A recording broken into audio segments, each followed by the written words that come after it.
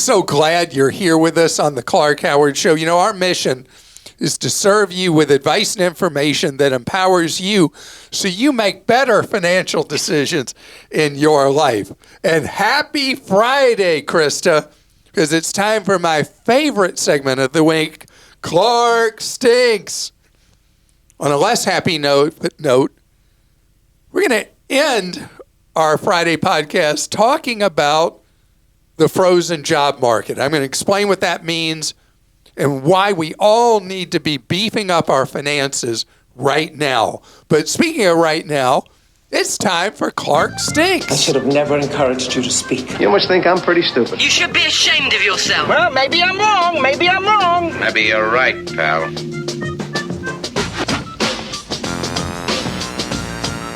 Hey, Clark, I still love you, but I think you missed the boat on a few points when someone asked today what the best credit card would be when purchasing $40,000 in airline tickets for a dream vacation. He mentioned he already had the Chase Sapphire Preferred card. You correctly suggested he should utilize a sign-up bonus. You mentioned the Chase Reserve, but you cannot get the sign-up bonus on the Chase Reserve if you already have an active Chase Preferred card. In addition, if I were in his position, I would sign up for multiple cards to get multiple sign-up bonuses. This is a great opportunity to earn substantial points. He could sign up for 2 cards, and his wife, for instance, could sign up for 2 cards, and they could split the $40,000 into 4 purchases, putting $10,000 on each card to maximize the points. This would probably net him 300,000 points just for the sign-ups alone. Love you in the show, and you'll be happy to know one of my cats is named Costco. Linda. Linda, thank you. You know, right now, Linda, we have our dog named Kirkland Signature, and we used to have a Costco wholesale who's passed on. And Lane says, we should maybe make our next dog, again, Costco wholesale. See, how cute would that be if we had Costco wholesale and Kirkland Signature introducing them when people say, what's your dog's names? Okay, enough about that. Linda, I think you're so right for this that if somebody will play the sign-up game and the annual fees would not matter on the huge travel cards, like this would be an opportunity, just as you said, to get 1 or 2 Capital One Venture X cards with very large sign-up bonuses, or get even the American Express Platinum, which has the crazy $700 sign-up, but if you're going to get huge value from it, huge numbers of points, it can be so worth it. A friend of mine recently, from a sign-up bonus on Capital One Venture X, was able to fly not business class, but first class to Asia from the United States, round trip, all on sign-up bonus points. Wow. That ticket is retails at over $22,000. Wow. Was that like they transferred? Did they have to book it through? No. They just transferred had it to an airline? Transferred the points to one of the Arab airlines. It was Emirates. Okay. Wow. That's a really nice first class. That's like an apartment. They were able to take a shower on the plane. That's insane. Yeah. There's something stinky about the experience of following Clark's advice on this one. At the end of February, my husband was shopping for a used car for around $42,000. Based on Clark's advice, I told him to go ahead and take a loan because he'd be more likely to get a better deal on the car. But then we just pay the loan off at the first due date. But now that the first due date is approaching, I've discovered that I am unable to pay more than $10,000 online, which I did, and $15,000 over the phone, which I also did, and now I've been instructed to call back to do the payoff in a few days. The lovely woman at the bank's customer service who took my $15,000 also advised me to be ready for a long wait for the title, as it will first be sent by the dealership to the bank, and the dealership will likely not be in a hurry to get that done. In addition, I was surprised to find that some interest has already accrued in the 3 weeks or so since the car purchase. Given the hassle and the interest rate accrued, I am wondering if we would have been better off just paying the dealer directly. I guess we'll never know what price we would have paid for the car under those circumstances. Still, I think we're unlikely to car shop this way ever again. Live and learn, and I still love Clark. Maureen. Maureen, thank you. I'm confused by, I must have given some bad advice at some point or something like that. I absolutely love for people to pay cash for buying a newer used vehicle, and only take out, if you have the cash, only take out a loan. Oh, first of all, you never tell the dealer when you're negotiating the price of a vehicle that you're going to pay cash, because then they calculate that in and charge you more or quote you a higher price. But on the other hand, if you're at the point of getting ready to buy it and they say, well, we can offer you a $2,500 lower price if you finance or something like that, this is a substantial amount of money, and the loan has no prepayment penalty, then it's to your advantage to go through the hassles you're talking about. Your recommendation on frequency of vehicle oil changes smelled a little bit of smoked herring. Never trust the owner's manual for fluid changes. The car companies already believe we are keeping our vehicles too long, so why would we trust an owner's manual from the same company that has a vested interest in our vehicle wearing out more quickly?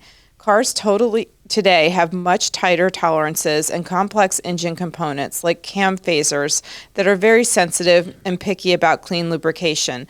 Owners should change their oil every 5,000 miles. Remember, oil is cheap, engines are expensive. Warren. Warren, thank you. And a friend of mine who's an auto mechanic says exactly what you said, that you ignore the owner's manual and you change oil every 5,000 miles. Other stuff I've read finds that as long as you stick to the manufacturer's recommended schedule, you'll be fine. The reality is we're talking, you and me both talking about something that the real problem is people who ignore the schedule and don't get oil changes done. But you are right, versus the cost of a vehicle, an oil change is a very, very minimal expense. And if you want to do it more often, go for it. Clark's advice on saving money on power consumption and bills was almost right. He mentioned that one should try to raise the temperature as much as they can tolerate. He missed one key point here. HVAC systems are not only for heating and cooling. The V in HVAC stands for ventilation. Besides cooling, AC helps remove humidity from your home. I live in Georgia where the humidity is high during the summer months. If the AC does not come on in needed intervals as the thermostat is set too high, then the humidity builds up in the house and can cause damage. I've seen warped wood floors at a friend's place as he set his thermostat too high and the AC did not turn on to remove the humidity. So be careful with setting the thermostat too high, especially if you live in a humid place. Clark, you do not stink, but you need to smell like fresh linen all the time. Grateful to you and your team for helping us save our hard-earned money. Hemang. All right, so I got to give a follow-up to that. So we have advanced Nest thermostats, and I'll have them set high, automatically in the summer. And the Nest is apparently able to test humidity, and it comes on, the heat pump comes on with cool air, and I'm watching my money just go out the door for this reason. So advanced thermostats apparently now override settings if they need to make sure the humidity content is not too high and does not cause damage in a home. Clark. No amount of masking the scent will ever cover this up. You go to the Google Play Store, your payment method gets suspended because Google wants government ID with your actual birthday to prove your age for the laws around the game apps. Talk about a scary thought. Pepper spray. An Amazon seller wants your driver's license and actual birthday because of state laws requiring you to be 18 years old to buy. So the Amazon seller has a feed from the California DMV? Yikes. All healthcare systems, what's your date of birth? Yes, we're looking at you, CVS, Rite Aid, etc. Give it up, Clark. Resistance is futile. Oh, what a great point. So what line of defense do we still have? Don't give them your social security number, too. You're giving up your birthday and your social security number and your address. Man, you got everything. You've just handed on a silver platter to a hacker to steal your identity. Clark, you stink like a humid and moldy gym changing room when providing information on Roth IRA income limits. Most recent example, was on the episode when Clark stated, "You want the Roth unless you're earning giant money." What's giant money? For a single individual, $250,000 or more a year. For a married couple, $500,000 or more a year. The correct limits per the IRS website for 2025, the phase-out range is between $150,000 and $165,000 for singles and heads of household. For married couples filing jointly, the income phase-out range is between $236,000 and $246,000. JG, what's happening with me? Have I fallen on my head? I know those limits. And if I gave the wrong numbers before, referring to huge money, I apologize. But I think what you may be mixing here, or I didn't explain well, what I was talking about, as I recall, was when you want to be in a traditional 401k and when you want to be on a Roth version of a 401k. Those are the limits I talk about with the much higher amounts that you stated, the $250,000 and $500,000, that if you have a 401k at work, people tend to default in the traditional 401k, and traditional should only apply to people that are mega income earners, the $250,000 and $500,000. If I misspoke and somehow was talking about inadvertently about Roth IRAs and how much you could earn before you weren't eligible, that was my bad, because that's not the point I would be trying to make. You answered my question about moving my 529 plan to my parents, the student's grandparents, so I don't have to report it on the FAFSA. However, you quickly said you can't just do that, referring to transfer ownership of a 529 from a parent to a grandparent. I think you were incorrect. My 529 accounts are with Ohio's College Advantage, and they have a straightforward form to transfer the ownership.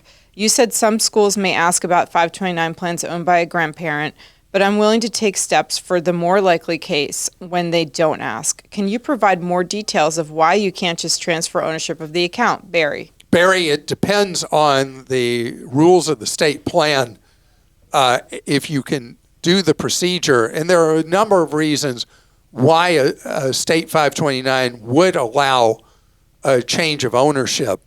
And so I just breezed right by that. And your point is so accurate. And the second thing you said is true.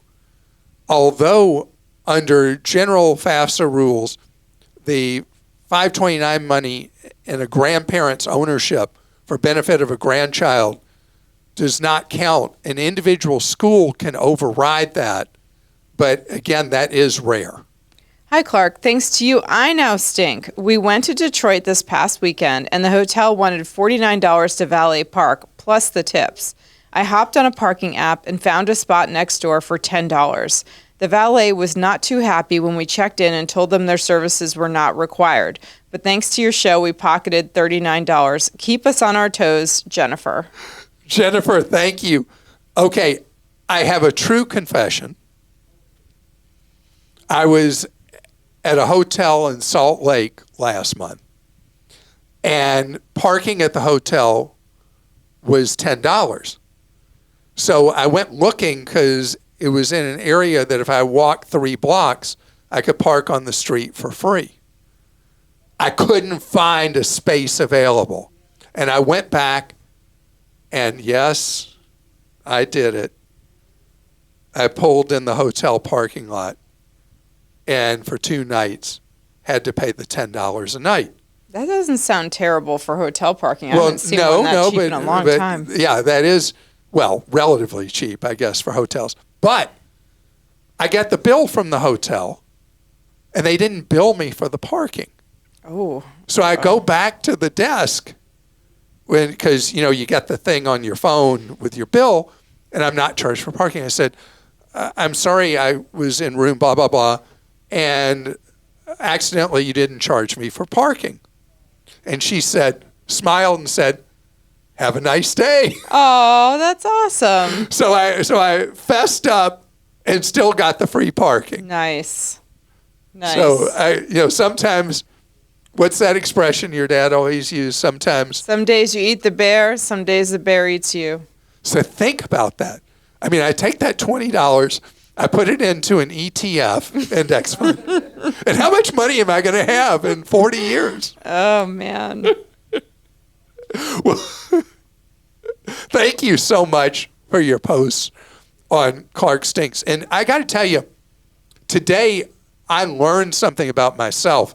And that is sometimes I think I'm speaking clearly about something when clearly I'm not. And I really appreciate it when I say something that doesn't ring true, doesn't sound right, or sometimes I'll just be wrong. It can be any of those things. And so when you take the time to post the Clark Stinks, it is so helpful to all of us, the listeners, the viewers, to me, because it's no good if the advice and information I give are not spot on. And so I really am grateful when you take the time to post. And coming up ahead, there's a shift in the job market that I want to talk about that we have not seen since 2009, and it's significant and meaningful for your wallet. The hardest time I've ever had in this job, which is not really a job, it's a joy, but it was very, very tough after the banking scandals resulted in the Great Recession. And the term that came into vogue in 2009, when the job market seized up and we were having big jumps in unemployment, was that the job market was frozen. Now, today, we have moved into perhaps another frozen job market, but not at this moment anywhere severe like what happened with the Great Recession. What it does mean is that employers are afraid right now to engage in new initiatives, new hiring. Employers are afraid to expand right now because the economic dislocations of a steady parade of tariffs has so disrupted business confidence that just for now, employers are afraid. And it's why we were this year supposed to have a solid economy, and now economists are debating laying percent odds on us going into a recession. So the job market is not in a deep freeze, which when it was frozen from 09 to 12, it was in the deep freeze. And if you lived through that and you suffered from it, you know what I'm talking about. We're not anywhere like that right now, but we're not in a great space right now. For the first time in years and years, the job market is not an employee job market anymore. And how long that's going to go on, don't know. We're a large economy, we're a diverse economy, and as much as I've made it clear, I don't like tariffs at all. We will eventually adjust, and because business people do that, they don't want to go out of existence. They adapt, and we will adapt, and the job market will heal again. But in the meantime, it means you've got to be creative. Where are the opportunities going to be? And number one, the opportunities are going to be in smaller, service-oriented companies and businesses, not well-known brand names, because most big enterprises in some way are involved in businesses where they are directly affected by the tariff mania. Small businesses operate in a different environment, and they only shrink from a decline in economic activity, i.e., a recession, or as I described recently, a growth recession. So the big names are not where you're going to find the market thawed out. You're going to find that in local activities. You might find it even with a state or local government job, is an example that I talked about before. It may even be, as it was so much from 2009 to 12, that business idea you always had, that you get out there and start that. And so this is a bump in the road. This is not an unmitigated disaster like what followed the banking scandals. So this is a rougher patch than we've had in a while, but it is not something that needs to feel hopeless in any way. It just requires you being more flexible, more creative. In the meantime, pick up gig work or whatever that brings some money in to pay bills if you're somebody who has been laid off. Okay, we'll go to questions. Dan in Florida says, Clark, I frequently book cruises and have noticed that if I pay in full, I can't get a refund if the price drops. However, some cruise lines offer a purchase protection program that allows me to get the difference back if the price changes. This program comes out at an extra cost, but I'd plan to monitor prices regularly to take advantage of any drops. I did this on my last cruise before it was paid in full and saved $500. Do you think this type of protection is worth it, or is there a better strategy to ensure I get the best deal? Dan, I love this question because having been on, I guess now 30 cruises, I can tell you it's almost impossible to know that whatever you booked is the best price that's going to be available on that ship, on that cabin, on that sailing date, no matter how much they say, second passenger, 50% off. Free this, free that, free the other. And then later you booked and you paid, and then there's a cheaper deal. So yes, I do think that it's worth it to pay a small amount at the time you book for the purchase protection program. And then it's only worth it, though, if you, like a hawk, keep watching to see if the price on those cabins drops. I think about where we once went on a cruise that we booked less than 2 weeks out, and I guess someone had canceled the cabin that we booked. We got such a ridiculous deal and became friendly with somebody on the ship, and they said, so what'd you get that cabin for? Because they knew I was a cheap guy. And I said, I'm not sure you really want to know. And they said, yeah, we got to know. What did you do? What did you get? And so I told them the price, and then I heard a string of expletives, one after another, because, we got one of those great deals that popped up. And so that's the danger with booking whenever you book, and that's why I like, particularly if you're a planner and you buy way ahead, I like the purchase protection plans, if you stay on top of it, though. Gary in South Carolina says another podcast host explained how his credit monitoring company notified him that someone was trying to take out a payday loan in his name. He was able to stop the attempt, but he was told by the monitoring company that he would have to contact the 3 or 4 credit bureaus that only provide credit information for payday loans.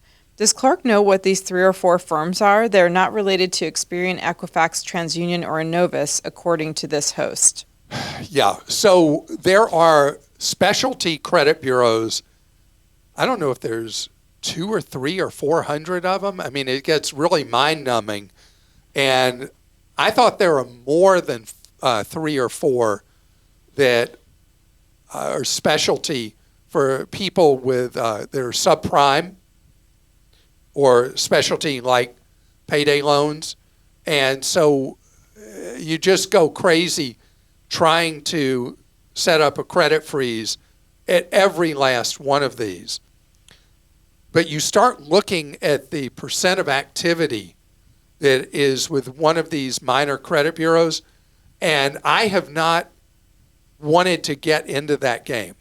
And so what I've encouraged people to do is absolutely set up the credit freeze where most of the activity is, not 100%, but most of it with Equifax, TransUnion, and Experian. And even to this day, only a tiny fraction of Americans have done credit freezes with the big three.